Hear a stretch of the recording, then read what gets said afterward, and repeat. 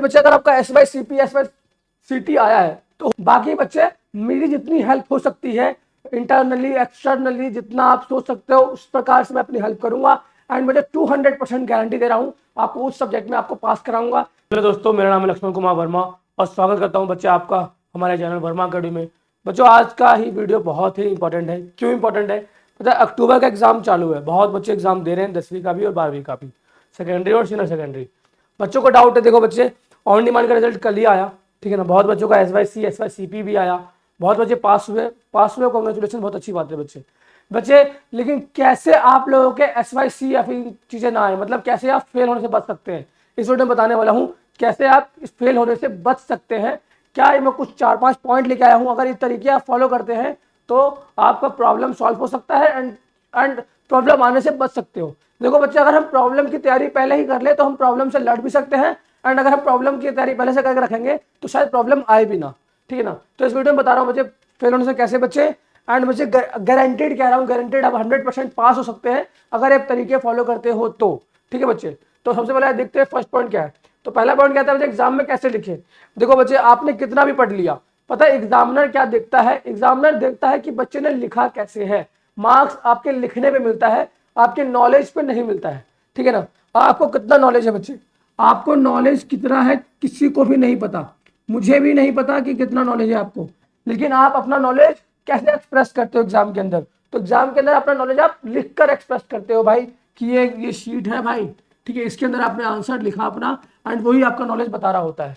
तो मतलब बच्चे, अगर आपने अच्छे अच्छे तरीके से लिखा, मतलब अगर आपको पता है कि एग्जाम में कैसे लिखा जाता है, अगर मुझे नॉलेज उस सब्जेक्ट का उस क्वेश्चन का कम है फिर भी मैं उसको कैसे लिख सकता हूँ कि मुझे मार्क्स मिल जाए।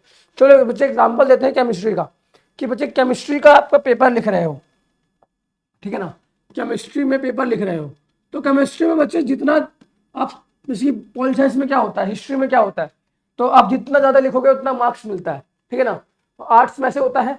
लेकिन बच्चे केमिस्ट्री क्या है, फैक्ट के ऊपर सवाल पूछते हैं, इसके ऊपर मतलब फैक्ट पूछते हैं। अगर आप 5 नंबर का कोई क्वेश्चन है, अगर आप 5 लाइन में फैक्ट लिख देते हो तो आपकी वहां प्रॉब्लम सॉल्व हो जाती है। तो आप बोलोगे सर मुझे फैक्ट तो पता ही नहीं है। पता है बच्चे, हर क्वेश्चन में 1 से 2 मार्क्स क्वेश्चन के अंदर छुपा होता है। आप करना क्या है आपको, बच्चे कोई क्वेश्चन है, मान लो आपको एंट्रोपी फाइंड करनी है, फिर एंथैल्पी फाइंड करनी है, ठीक है ना। तो आप क्या कर दो, सबसे पहले जो वैल्यूज दी हुई हैं उनको राइट डाउन कर दो। पहला तो भाई एक नोट डाउन कर लो बच्चे। एक नोट क्या लिखना है आपको, नोट ये है कि बच्चे क्वेश्चन सारे अटेम्प्ट करने हैं, क्वेश्चन सारे अटेम्प्ट करने हैं कम से कम एटलीस्ट, ठीक है।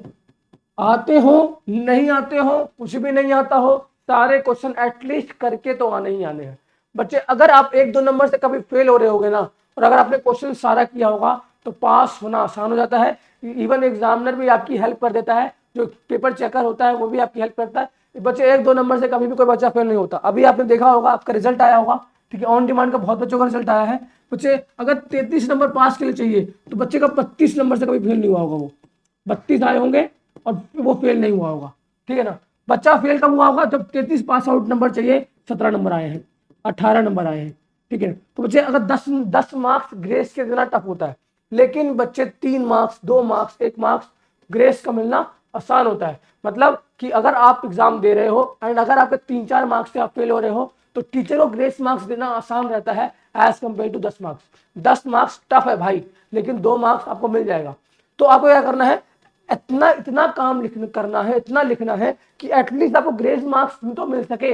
अगर आप थ्रेशोल्ड पे हो, लिमिट पे हो, अटके पड़े हो, तो आपको बच्चा को पास कर सके टीचर। क्योंकि बच्चा कोई भी टीचर इतना है, सबको पता होता है कि बच्चा परेशान होगा, इसको पास करना है, ये पास होने के लिए पढ़ रहा है, इसको सर्टिफिकेट चाहिए 10th का या फिर 12th का, इसको अगली क्लास में जाना है, ठीक है। वही बच्चे मैक्सिमम आते हैं एनएवएस के अंदर। तो बच्चे आपको एग्जामिनर के पॉइंट ऑफ व्यू से देखना है कि मैं कैसे लिखूं कि एग्जामिनर मुझे, अगर मैं फंसता हूं, अगर मैं फंसती हूं, तो मुझे एग्जामिनर मेरे को हेल्प कर सके। आई होप आप समझ पा रहे हो। तो अगर आप सारे क्वेश्चन लिखाओगे, जितने भी क्वेश्चन आ रहे हैं 40-43 जितने भी क्वेश्चन आ रहे हैं, ठीक है ना, 75% तो एमसीक्यू है, सारे क्वेश्चन अटेम्प्ट करोगे तो बच्चे पास होने के चांसेस आपके बढ़ जाते हैं। और एग्जाम में बच्चे क्या करो, आपको पता होना चाहिए कि भाई 5 नंबर में कितना लिखना होता है, 3 नंबर में कितना लिखना होता है, 4 नंबर में कितना लिखना होता है। अब बच्चे ऑब्जेक्टिव टाइप है तो 1 वर्ड आंसर है, 1 वर्ड आंसर तो प्रॉब्लम सॉल्व। लेकिन जहां 5 नंबर वाला क्वेश्चन होता है बच्चे, उसमें आपको 2 पेज के आसपास, 1.5 पेज के आसपास लिखना होता है, अगर पोल साइंस के बच्चे हो, हिस्ट्री के बच्चे हो तो। लेकिन अगर आप केमिस्ट्री कर रहे हो, फिजिक्स कर रहे हो, तो वहां मैटर नहीं करता है कि आपने कितना लिखा। मैटर क्या करता है? मैटर करता है बच्चे स्टेप वाइज की मार्किंग। मैथमेटिक्स हो गया, फिजिक्स हो गया, केमिस्ट्री हो गया, इन सब जगह अंदर बच्चे स्टेप वाइज मार्किंग होती है, स्टेप वाइज। मैं आपको एक सिंपल एग्जांपल देता हूँ। मान लो बच्चे ये तो पता, सबको पता है भाई, H2 और O2 को मिलाता हूँ तो H2O बन जाता है, ठीक है ना। तो H2O2 मिलता मिलता कैसे है? तो अगर अगर इसका मैकेनिज्म पूछा है तो सिंपल वर्ड में इसका मैकेनिज्म बताओ और अपना प्रॉब्लम सॉल्व कर लो। ये तरीका है बच्चे, आप अपने अलग अलग स्टेप वाइज, स्टेप 1 2 3 4 5, मतलब 5 स्टेप में 5 पॉइंट लिखा आपने और आपकी वहां प्रॉब्लम सॉल्व हुई। इस प्रकार से लिखोगे तो बच्चे आपको केमिस्ट्री में भी आंसर केमिस्ट्री में भी क्वेश्चन के आंसर मिल सकते हैं और नंबर भी मिल सकते हैं। अगर आप स्टेप वाइज देखते हो तो आपका आंसर मिल सकता है, चाहे बच्चा केमिस्ट्री का हो, चाहे फिजिक्स का हो, पॉलिटिकल साइंस का हो, जियोग्राफी हो, सोशियोलॉजी, मास कम्युनिकेशन, मतलब बच्चे 37 में से कोई सा भी सब्जेक्ट आपका है, 37 में से आपका कोई सा भी सब्जेक्ट है, अगर आप आंसर, चाहे 10वीं का बच्चा हो, 12वीं का बच्चा, ध्यान से सुनना, अगर आप अपना आंसर पॉइंट में लिखते हो तो आपका प्रॉब्लम सॉल्व आसानी से हो सकता है, आसानी से आप पास भी हो सकते हैं। आइए नेक्स्ट पॉइंट देखते हैं, क्या था नेक्स्ट पॉइंट। अगला पॉइंट है भाई, एग्जाम कैसे लिखे, हो गया, मैंने आपको पूरा बताया, समझ में आया होगा। पर सिलेबस कंप्लीट, बहुत बच्चे सोच रहे हैं सर सिलेबस कंप्लीट कैसे करूंगा, कैसे कंप्लीट होगा। तो बच्चे को पता क्या है, सिलेबस बहुत ज्यादा है, 20-22 चैप्टर है, 16-17 चैप्टर है 10वीं के लिए, 22 चैप्टर 12वीं के लिए, तो कैसे कंप्लीट होगा। तो बच्चे सिलेबस कंप्लीट करने जाओगे तो बहुत टाइम लगता है, टाइम नहीं है, we don't have a time, हमको अभी रिवाइज करना है, हमारा अभी पूरा सिलेबस करने बैठेंगे तो नहीं हो पाएगा। तो सिलेबस कैसे होता है बच्चे, 4 क्वेश्चन पेपर ले लो, चारों क्वेश्चन पेपर को साथ में प्रिंट आउट लेना, पीडीएफ नहीं चलेगा, PDF no, PDF only print out, print out लो, 10-20 रुपए खर्चा करो, ठीक है, प्रिंट आउट लो, सामने चारों रखो, सामने चारों रखा, देखो कौन कौन से क्वेश्चन आए, किस पैटर्न में आए, किस टॉपिक्स में आए, एंड ये चीज चारों में रिपीट करो। एंड बच्चे जो क्वेश्चन रिपीट हुआ, जो क्वेश्चन बार बार आया, मतलब वो क्वेश्चन इंपॉर्टेंट है, फिर से आएगा, वो कॉन्सेप्ट इंपॉर्टेंट है, वो कॉन्सेप्ट फिर से आएगा। चाहे आप, चाहे केमिस्ट्री है, फिजिक्स है, मैथ्स है, हिंदी है, इंग्लिश है, हर एक टॉपिक के अंदर, हर एक सब्जेक्ट में ये एप्लीकेबल है। बच्चे ये बहुत अच्छा तरीका है। बच्चे बोल रहे थे सर इंपॉर्टेंट क्वेश्चन बता दो, बच्चे यही तरीका है इंपॉर्टेंट क्वेश्चन। अगर मैं आपको इंपॉर्टेंट क्वेश्चन बताता हूँ, पर्सनली भेजता हूँ, तो यही तरीके से इंपॉर्टेंट क्वेश्चन मैं सेलेक्ट करता हूँ एंड बच्चे आपको भेजा जाता है, ठीक है। तो अगर आप ये खुद से, अब देखो बच्चे मैंने आपको भेज दिया तो आपका टाइम बच जाएगा, ठीक है, लेकिन बच्चा अगर आपने खुद से चेक किया तो क्या होगा, आपको पता रहेगा कि हाँ ये आता है, ये नहीं आ रहा है, इसको करना है, इसको नहीं करना है, ये टॉपिक ज्यादा इंपॉर्टेंट है, 4 बार रिपीट हुआ है तो इसको तो करना ही करना है। तो ये आपके पास लर्निंग आ जाएगी। बच्चा लर्निंग हमेशा पढ़कर नहीं आती है, हमेशा लर्निंग पढ़ के नहीं आती है, एक्सपीरियंस करके आती है। जब आप एक्सपीरियंस करते हो तो अपने आप लर्न कर रहे होते हो, ठीक है ना। तो बच्चा कभी कभी क्या होता है, उसको हम थोड़ा ना बोलना सिखाते हैं, वो टाइम के साथ एक्सपीरियंस कर करके सीखता है, अपने आसपास को बोलकर और सुनकर। तो ऐसे आप सिलेबस कंप्लीट कर सकते हो, मतलब चैप्टर नहीं भी करते हो चलेगा, लेकिन क्वेश्चंस करने हैं जो 4-5 क्वेश्चन पेपर पहले आ चुके हैं वो, ठीक है। 10th 12th 10वीं 12वीं बच्चे पास कर सकते हो। एंड बच्चे, कोई ऑन डिमांड का बच्चा देख रहा है, आ गया है यहाँ पे, तो ऑन डिमांड वाले बच्चे मैं कह रहा हूँ आपको, अगर आपका कोई दिक्कत हुआ है, SYCP SYCT आ गया है, तो होपलेस होने की जरूरत नहीं है। अगर कोई बच्चा साइंस का है तब भी होपलेस नहीं होना, क्योंकि बच्चे यहाँ इस पॉइंट ऑफ टाइम पर आपको कॉलेज में एडमिशन नहीं हो पाएगा। लेकिन बच्चे अभी आप दोबारा से ऑन डिमांड दे सकते हो, क्योंकि नेक्स्ट सवाल भी यही है कि नेक्स्ट ऑन डिमांड कब है। तो बच्चे 10वीं 12वीं बच्चे अगर ऊपर के 2-3 पॉइंट आपने फॉलो किया तो पास हो जाओगे।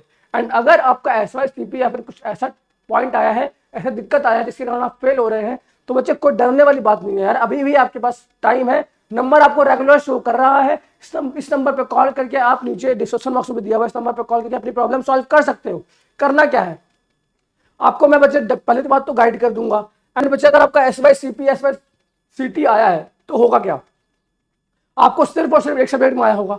एंड बच्चे वो सब्जेक्ट आपने पहले पढ़ रखा है, ठीक है। बाकी बच्चे मेरी जितनी हेल्प हो सकती है इंटरनली एक्सटर्नली, जितना आप सोच सकते हो उस प्रकार से मैं अपनी हेल्प करूंगा। एंड मुझे 200% गारंटी दे रहा हूँ आपको, उस सब्जेक्ट में आपको पास कराऊंगा, चाहे बच्चा वो अक्टूबर सेशन का हो, चाहे वो बच्चा पिछले ऑन डिमांड का हो, चाहे बच्चा वो आने वाले ऑन डिमांड का हो।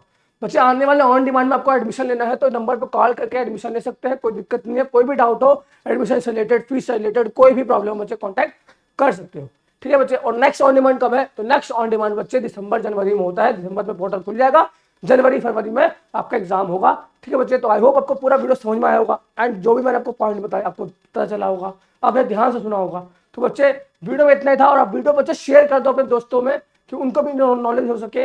अगर कोई बच्चा आपका दोस्त है ऑन डिमांड में एग्जाम दे रहा है या फिर दे चुका है या फिर अक्टूबर का एग्जाम दे रहा है, तो वीडियो उसके लिए बहुत ज़्यादा इंपॉर्टेंट है, ठीक है बच्चे। बाकी वीडियो में इतना ही था।